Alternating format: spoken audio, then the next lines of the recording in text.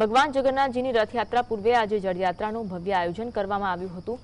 અમદાવાદના જમાલપુર સ્થિત ભગવાન જગન્નાથના મંદિરથી સોમનાથ ભૂદરના આરા સુધી આ જળયાત્રાનું આયોજન કરવામાં આવ્યું હતું, જેમાં સાબરમતી નદીમાંથી 108 કળશ ભરી જળ લાવવામાં આવ્યું।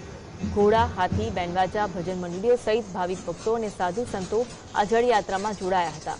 શહેરના પ્રથમ નાગરિક એવા મેયર પ્રતિભા જૈન અને જગન્નાથ દિલીપદાસજી મહારાજ સહિતના મહાનુભાવોએ રિવરફ્રન્ટ ખાતે ક્રૂઝમાં બેસી પૂજા વિધિ કરી।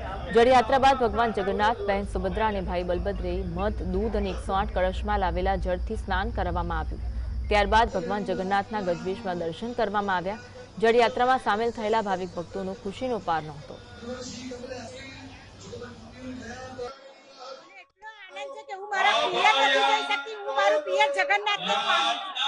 અમે સાપુર બુખારાની પોળતથી આવીએ છીએ।